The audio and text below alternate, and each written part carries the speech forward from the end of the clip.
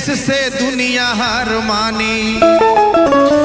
एक गांव में मल्लाह था सुरसरी के किनारे, छोटी सी नाव थी पास में जीवन के सहारे। मल्लाह के लड़की के सिवा कोई संतान नहीं था, बस 3 मूर्ति के सिवा कोई खानदान नहीं था। उस पार जाने के लिए उस पार उतारा करे, नैया की कमाई से परिवार का गुजारा करे। अचानक एक रोज मल्लाह बीमार पड़ गया, नैया को खेने में वह लाचार पड़ गया। बोला बेटी से, बेटी घाट पर जाना, करना रखवाली नाव की, दिल में न घबराना। मानकर पिता की आज्ञा वह राह सिधारी, पहुंची गंगा तट पर जहां नाव थी करारी। उस पार जाने के लिए पराशर जी आए, जब किसी को नहीं देखा तो लड़की से यूं फरमाए, ऐ मल्लाह की लड़की हमें उस पार है जाना, ऐ मल्लाह की लड़की हमें उस पार है जाना। सुनकर कन्या बोली तब से अफसाना, खेती नहीं हूँ नाव की रखवाली करती हूँ, खेने में अभी नाव को जीवन से डरती हूँ। हठ किए मुनिनाथ तुम्हें खेना जरूर है, हठ किए मुनिनाथ तुम्हें खेना जरूर है, पतवार संभालो उस पार जाना जरूर है। सुनकर मुनि की आज्ञा पतवार संभाली, ले हाथ में करने लगी नैया की तैयारी।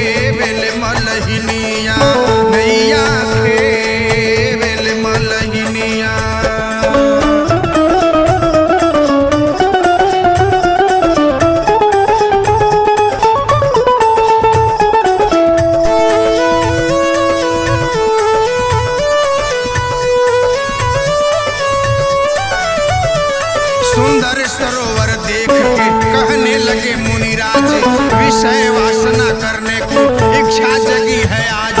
घायल हुई संयोग में मेरा कसूर है, प्रतिदान की भिक्षा तुम्हें देना जरूर है।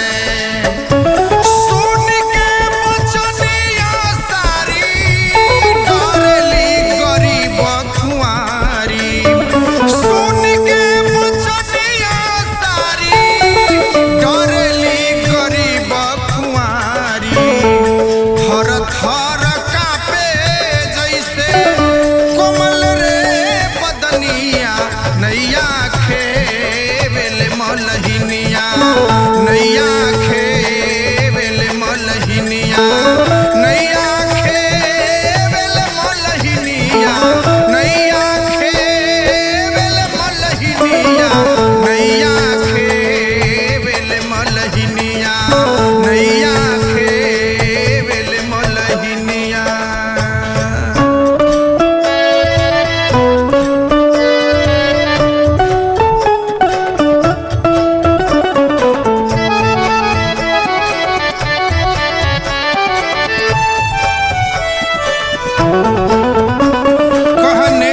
सत्यवंती मेरा नीच काम है, अवतार हूँ मछली से मछोदर भी नाम है।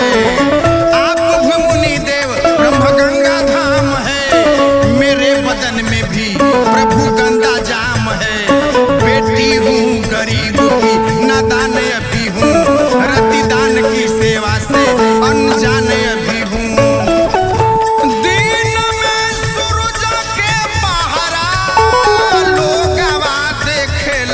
चेहरा दिन में सूरज के पहरा, लोगवा देखेलानी चेहरा। कैसे राति दान दिही रात ना रैनिया, नैया खेवेल मलहिनिया, नैया खेवेल मलहिनिया, नैया खेवेल मलहिनिया, नैया नैया खेवेल मलहिनिया।